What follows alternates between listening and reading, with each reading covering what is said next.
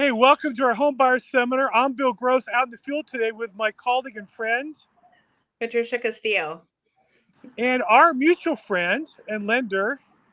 Shannon, how's it going, guys? What's up, Shannon the lender? How you guys doing? Doing Amazing. well. You I was saying enjoying to this Patricia, beautiful day, huh? well, I am. I took my grandson to the park, and I properly estimated the time to get to the park, the time to get back, the playtime at the park. I left out the 20 minutes of negotiating with a 3-year-old to leave the park. It's been a while since I had to do that, so I'm a little late. But I know that Patricia wanted to talk to you about financing programs, especially for first-time buyers. Yeah. That's right. We wanted to introduce today. I know we've touched on it in the past and some of the workshops we've done, but I think today would be a really good time to just take a deeper look into what CalHAFA has to offer. So, CalHAFA is a really great opportunity for financing options for buyers, especially first-time home buyers. Because one of the things that I see as a realtor is buyers coming up with the down payment. Sometimes that's a concern because the down payment is also going to include the closing costs, right? And many times we can get the closing costs credited by the seller. And in some cases, that's not possible depending on the home, the location, and the market that we're in, right? If we're in a seller's market, we may not get that seller credit because there's going to be maybe 10, 15 other offers on the same property. We do have a better opportunity to get that seller credit for our buyers, like I said, in different circumstances. So Shannon is a lender here in LA County, and he's processed a CalHAFA home loan finances in the past. And we wanted to take a look at that. So, Shannon, can you tell us how the CalHAFA financing is a great opportunity for first-time home buyers and just kind of some of the criteria that's required in order for somebody to qualify for CalHAFA financing? Absolutely. Yes. Thank you so much, Patricia. And I know when we talk about CalHAFA right now, everyone is talking about the Dream for All program. Mm-hmm. And that's obviously they're giving you 20% down. However, they're going to ask for that 20% back if you sell a cash out refinance, and they're going to ask for the 20% of your equity. So that program, the application to apply ended on the 29th. So that was already just a day or two ago.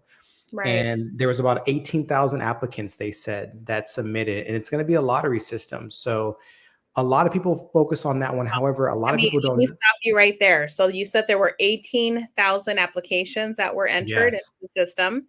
Yes. And for CalHAFA, I know that when the program was initiated or launched for the second time around, there aren't enough funds to allocate for 18,000 applications, right? I believe I saw a total of maybe 2,000 families that were going to be helped. So you can see the demand, right, for first-time home buyers with what you just said, Shannon, 18,000 applications, but there are only enough funds to allocate towards 2,000 families. Exactly. So this is why we're looking at other options for our first-time buyers, because you can see the demand. If we have, if the statistics are showing that there's 18,000 applications, that shows you how many buyers there are out there that are looking to get into a home and are looking into the greatest opportunity, right, to get into a home. So let's continue with the CalHAFA. No, Patricia, you're exactly right. And the demand for home ownership is still there. It's still strong. So, even with all the news, don't believe the hype, people still want to buy properties. So, if you missed out, even if you're one of the 18,000 that submitted, obviously it's going to be a lottery system. So if this program, for the majority of people, are not going to be able to win it. So we want to shed light on a program that CalHAFA actually has that's been here before and after this program, the Dream for All, which is the My Home program from CalHAFA. Now, the My Home, the way it's different is they're not going to ask for the equity of your property. What they're going to do is they're going to assist you with the 3.5% down that is required on a first-time homebuyer, the FHA loan. So since the FHA loan, is for first-time homebuyers, it requires you to put down 3.5% down. So they're going to help you with that 3.5% down. Now, they're not going to ask for equity, and they're not even going to ask for you to include that in your monthly payment. It's going to be, I think the interest, and don't quote me on this, but I think it's around 2.5% every year until you refinance and you can pay them off. So you can refinance the first year, the second year, and pay off that, let's just call it 10 or 15,000 that you borrowed from there, plus the small little interest that you're going to accrue on that, each year, whatever that is, could be a few $100. And after that, the home is. Yeah, I think for the, if we're talking about the CalHFA financing, if you're getting, let's say, because you can get the CalHFA financing to borrow the 3.5%, right? If you're going to use the FHA loan, you can borrow the 3.5% to put down. So the 3.5%, that is basically like a second loan that gets attached to the property. So you're going to have the, 96.5% of the financing from the first lender, and then you're going to have the second loan, which is going to represent the CalHFA loan. So that it's called a silent second because you're not paying for it every month, right? So it's kind of silently in the background of your first loan, that you're going to be paying for every month, but it's going to stay in the back until you cash out some equity, and then you have to pay them back, or you sell. But if not, you can keep it there. Right. Mm-hmm. So that's why this option is really great for first-time home buyers, because right now with interest rates where they're at, it may be a game changer for some buyers if they're looking to get into a home, and you may have the income needed to make the monthly payment, right? So you're going to have to pay for your principal, interest, and hazard insurance and property taxes. So when you look at the payment every month, that's where the criteria comes in to qualify for the CalHFA financing, because the lender also wants to make sure that the buyer is comfortable making that payment every month, right? So if you have the income, but let's say you don't have the down payment to utilize towards a home purchase, then the CalHFA financing may be a route that a home buyer can take. Exactly. And it's not, coming and going. It's been here for a while. So it's not something that, and everyone can qualify for it. It's not like there's limited funds, and they haven't stated thus far that there's limited funds for that. It's going to be, if you can qualify for it, it's there for you. And the state of California is here to give you that down payment. And as Patricia says, with the rates the way they are, obviously no one likes that the rates are where they are. But the good news is like you said, maybe a seller, would now entertain helping with closing costs, if that person has the down payment situated. And in this market, depending, like you said, obviously it's not a guarantee, but the climate right now is going to be much more favorable for you as a buyer, because once the rates are cut and there's more competition, a lot of sellers might not want to consider helping someone with the down payment. So it is a great option. And the Fed meetings actually just happened, and they did I don't get into too much, but I did do my research on it, because we definitely have to keep up to date with what's going on. And they pretty much have stated, we're probably going to be at the peak of the market right now, right? The Fed cuts are hopefully coming, or at the very least, they're going to stay the same at where they're at. So it looks like we're at the peak here. They did say there's going to be plan A, which is we're going to do two cuts later this year, or plan B, we're going to keep things the way they are. But there wasn't any sentiment about rates going back up any further. So it looks like we might be at the peak here. We don't know for sure, but it looks like the sentiment is we're at the peak, and that might be your time as a buyer to really, take this opportunity and run. Right. And I think right now we really can't estimate where the rates are going to be, because either can Fannie Mae or Freddie Mac, right? they're also they continually go back and revise their forecast. And so what buyers should do right now is just find the best option that's going to be suitable for your personal scenario, because everybody's case is different. Some buyers might have a retirement account that they can use to put down for their down payment. In fact, one of the last closings I had was a buyer. She was a nurse and she had a sizable retirement account, so she was able to put down 20% from her 401k and use that towards her down payment. So, other buyers may not have that size of a retirement account, or they may not have a retirement account to pull from.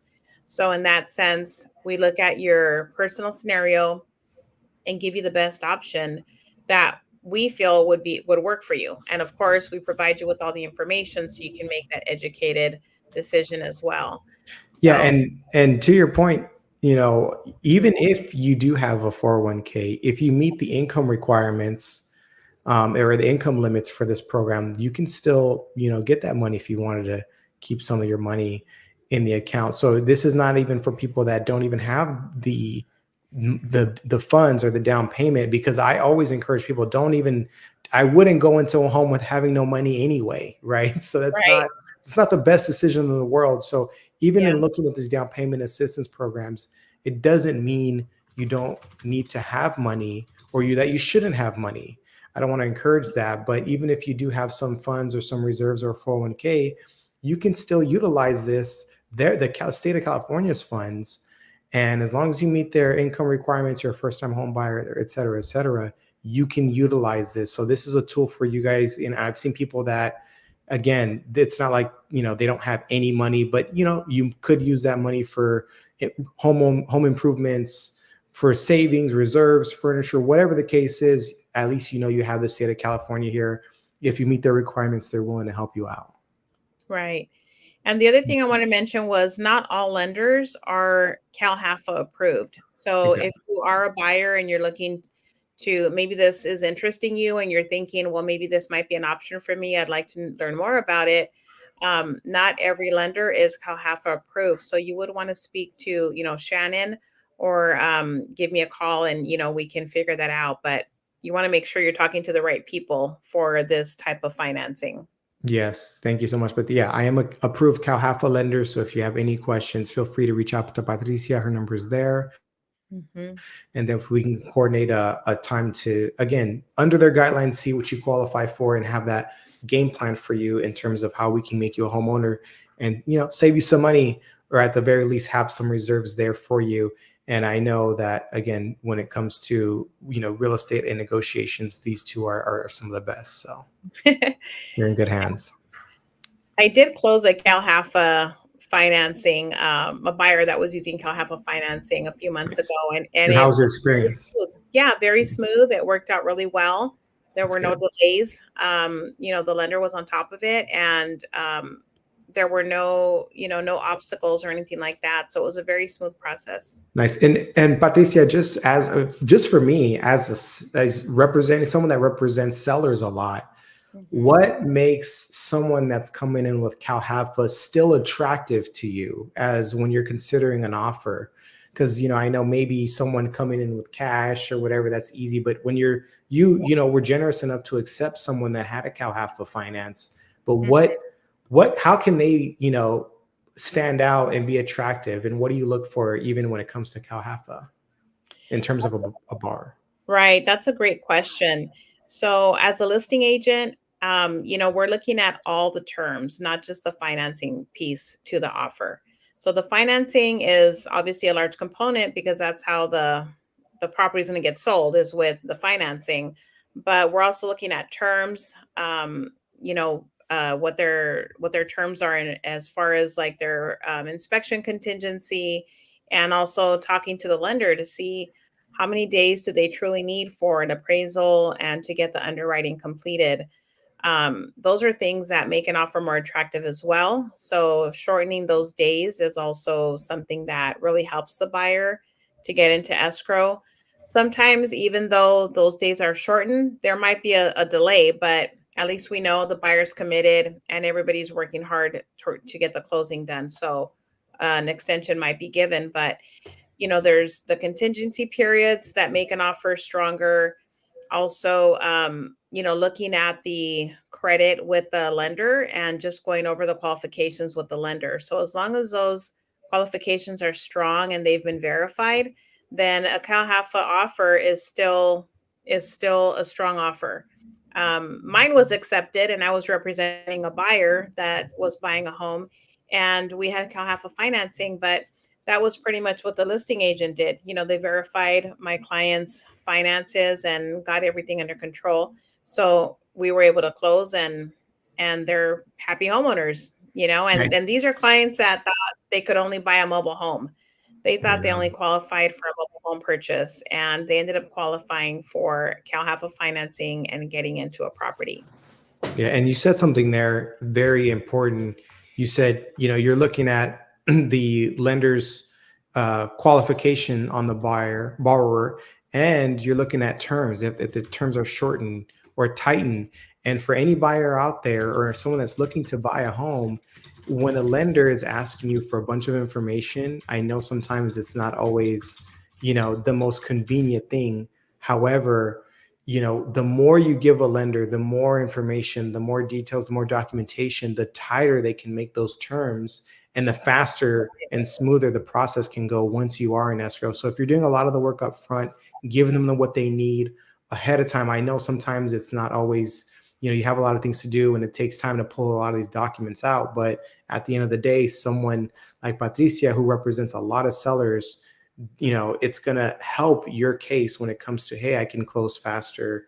Hey, I have all the documentation that, someone needs to properly represent you as a buyer. So, when you're looking to buy, again, especially if you have a professional that's doing the homework up front, definitely try to get them as much as they need up front, because once you're out there looking for properties, you don't want to be scrambling for things that you need for your qualification, and you might lose out on that house. So definitely get your financing order, get the documents in place, because once you get an offer in front of a seller, you want to make sure you're as tight as possible. So yeah, and organization is also so important. I just received an offer on one of my listings that I have, and the agent didn't send me the proof of funds, so I can't see where the down payment is coming from, right?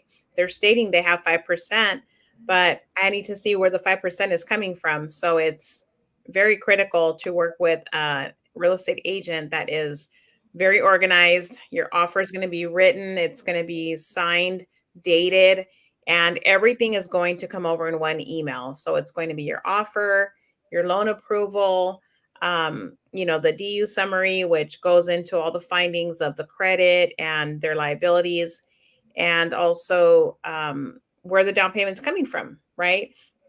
Come to find out that the down payment is coming from a family member that's giving the buyer a gift, which is okay. We're not going to reject an offer because a buyer's getting a financial, gift as a down payment, but we need to see that. So it's about transparency and being organized when you're compiling the offer, assembling it, and sending it over to the listing agent. So it's less work for the listing agent. They can see the offer, all at once, review the email in its entirety, and not have to go back and forth and get piece emails, receiving bits and pieces to the offer. Oh, that's a great point. That's a great point. On that, what do you think, Bill? Definitely, I'm big. Well, I'm primarily listing agent, so when I get offers that are confused, I know that. Look, either one, two things. Either one, I know it's gonna be a tough escrow, or two, they're a weak agent. And if that's the only offer, I don't want to make it sound like I bully people, but my job is to protect my seller. My job is not to make friends with the other agent, though I often do. And so when I see a weak agent, yeah, they're gonna pay the price. Their client's gonna pay the price. There's no question about it. On the flip side, when I see one is professional, organized, that's who I want to work with, because I know my seller will get the experience they want through that buyer's agent. To that point, Shannon, you talked a bit about what a agent can do to prepare. Let's talk a bit about the property, because one of the things as a listing agent, I get offers that are FHA or CalHFA, and I'm like, I don't know if the property is going to qualify or not. And sometimes I had a property where Patricia went to the property and pretty much vouched for it. We had an inspection done, and in fact, we were able to close on it, a conventional, without any real hubbub. What is the criteria? What's the stringencies that are added to the condition of a property if it's FHA or CalHFA versus a conventional? Yeah, I mean, I think on CalHFA, it has to be a single family, 1-unit resident. Unfortunately, they don't allow for multi-units when it comes to CalHFA. I know that sometimes they could do ADUs in certain cases, but or grandma's quarters or whatever they classify that as. But with that said, though, it does have to be permitted, right? You can't just have an unpermitted situation going on with bonus CalHFA. room. Yeah, bonus room, and it's So if you see bonus, pay attention. Yeah, so you definitely got to watch out for that. When it comes to things like this, you can't have too much, things that the appraiser is going to call out. That's the main thing, is that the appraiser is really going to call it out, that's going to be an issue. And also you can do some approved condominiums when it comes to CalHFAs. They do have their list, so I would have to look at that list. But it's got to be on the list. Yeah, exactly. It has to be on the list. You can't just say maybe it's on the list. It looks like it's on the list. It's near one that's on the list. Another one's on the list. No, that project has to be on the approved list, period. Exactly. So yeah, those are, but in terms of FHA, first time home buyer, you could go up to 4 units on that. So it just, again, like Bill said, you got to definitely know your program and know, which property, because like I say, there is a home for every loan, right? But you got to figure out which loan you're or which type of financing you're going to do for each property. So to Bill's point, do not think CalHFA can just approve any kind of property. I can go into this 5-unit apartment building and they're going to give me the financing for that. I'm not saying there isn't financing for that, but again, when it comes to CalHFA, they're very particular on what they're willing to lend on. So, and that's a good point, because I've encountered a lot of first-time buyers that will gear towards a condominium because sometimes they are a lower price than a single-family residence, but not all condominiums are going to be FHA approved or CalHFA approved, right? So that's another thing to look for, is not just the condition of the property, but also if it's a condo. Shannon, you can look it up, right? We can check to see if it is approved or not before you even fall in love with the property and want to go to the next step. Exactly. You can check right away as a listing agent. If it's approved, I put the link in the MLS. If it's not approved, I say not verifiable if it's approved or not. But they just will argue with me that it's approved. I say, well, I just clicked on it. It says it's not there, but if you see it and I missed it, let me know. But so the condition of the property, then what types of things? Like for example, would you assume unpermitted additions would not qualify FHA? Would you assume that would not qualify, therefore, for CHFA? I would assume so. I mean, not that I haven't seen them go through. It's the main thing is the appraisal. When it goes out the appraisal, what are they going to call out?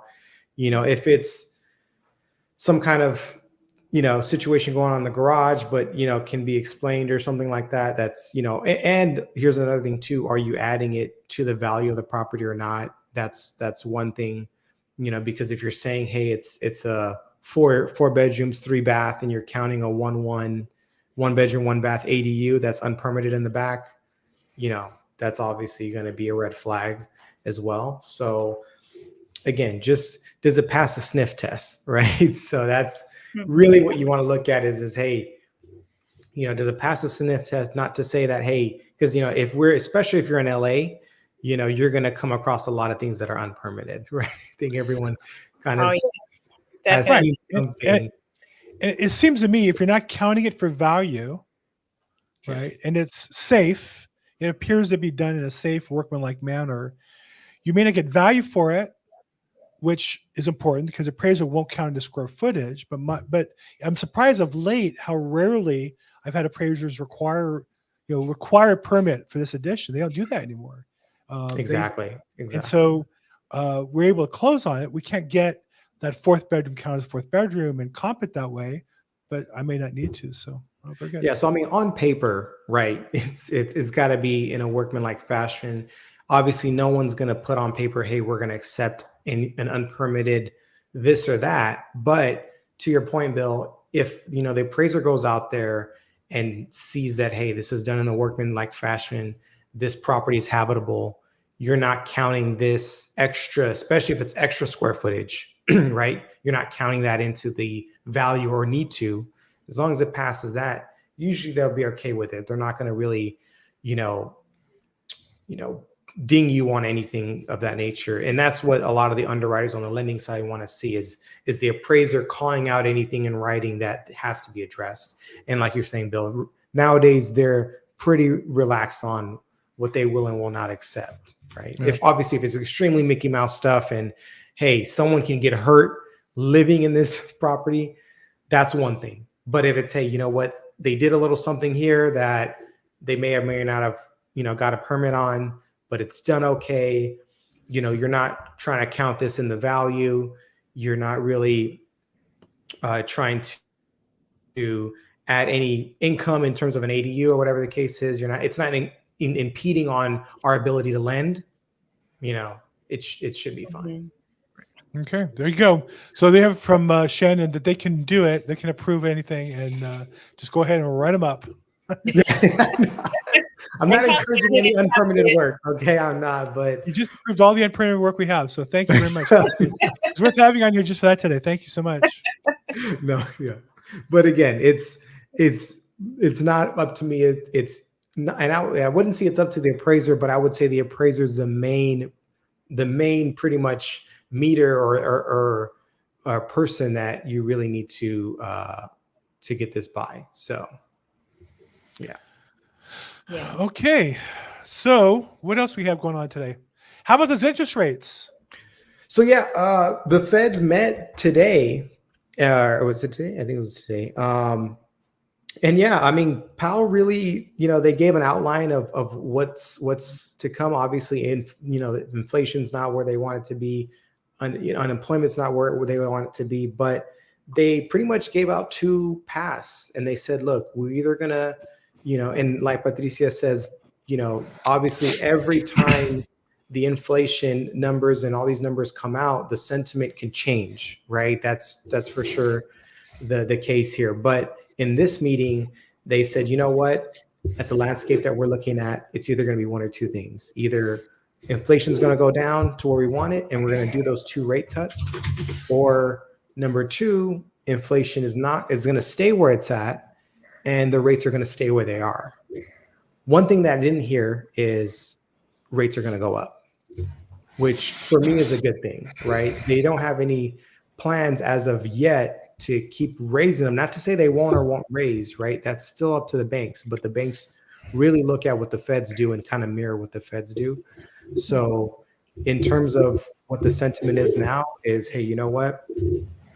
And then they said, hey, we think that the inflation is going to progress, but as long as inflation doesn't go up, we're going to keep rates where they're at and, possibly still continue our plan with doing those 2 rate cuts. However, I would say 2 things, for home buyers out there, what does this mean for me?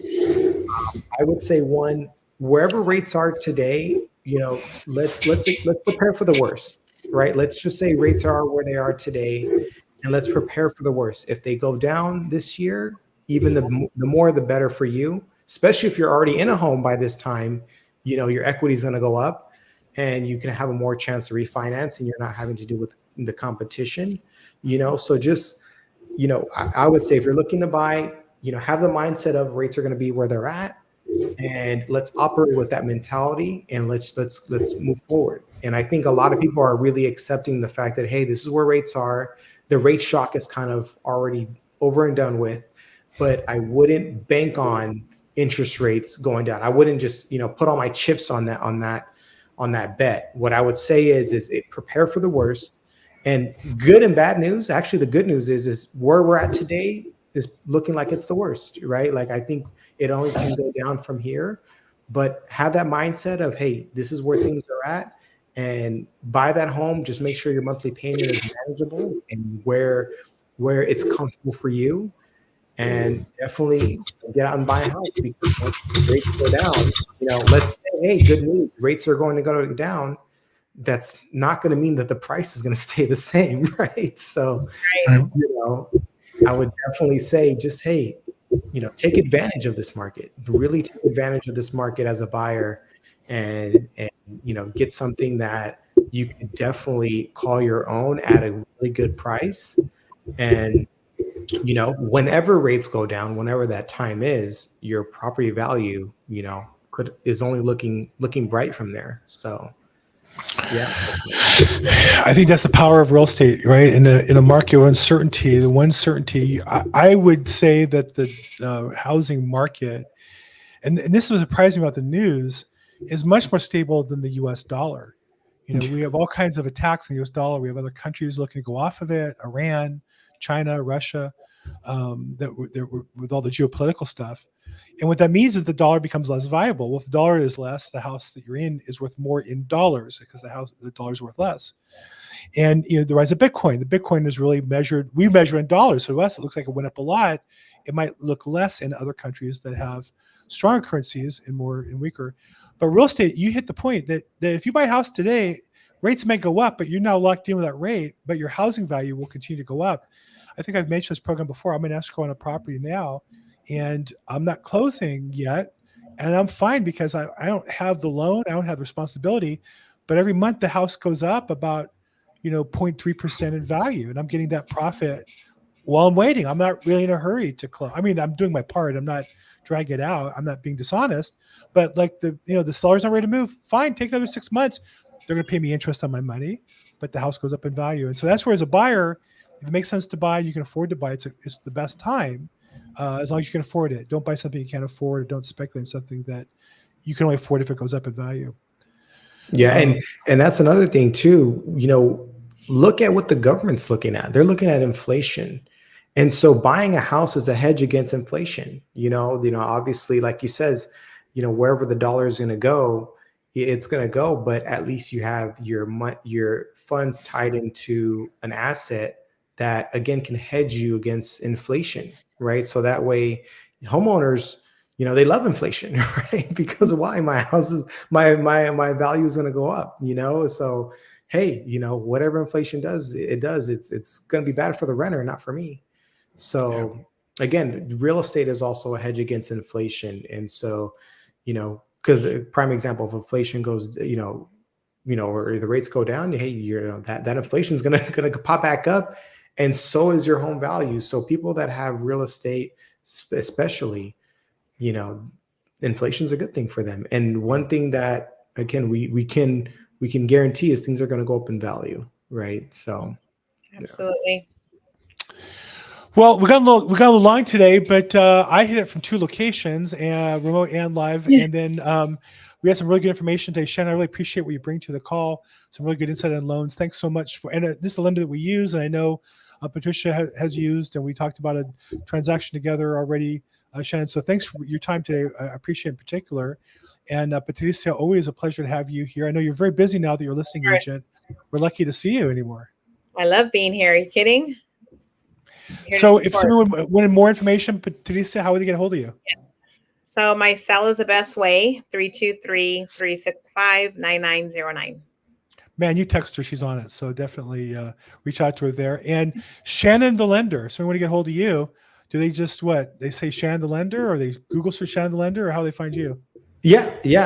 You can find me either, give me a call, 661-317-8484. Email me, Shannon@HortonHomesCA.com, or call Patricia, get a call with her, get that going, and then teamwork. She's gonna then refer you off to me, and we can get the process going. So that's an easy way to get it done. That way we're communicating from the very beginning. Exactly. It's fantastic. I'm at Bill Gross Probate and social media. We do this every Wednesday, generally around 5 o'clock. A little late today because I was playing with my grandson at the park. And so apologize for those who were on right away. Those who watching replay probably don't care to hear about it, but it was a lot of fun. And I made a mess, and my daughter's mad at me because we got a little sandy and a little wet at the park. So a little TMI. Anyhow, I'm Bill Gross. Thank you guys for joining us today. Thank you, Patricia and Chen. Of course. Thank you so much. Bye.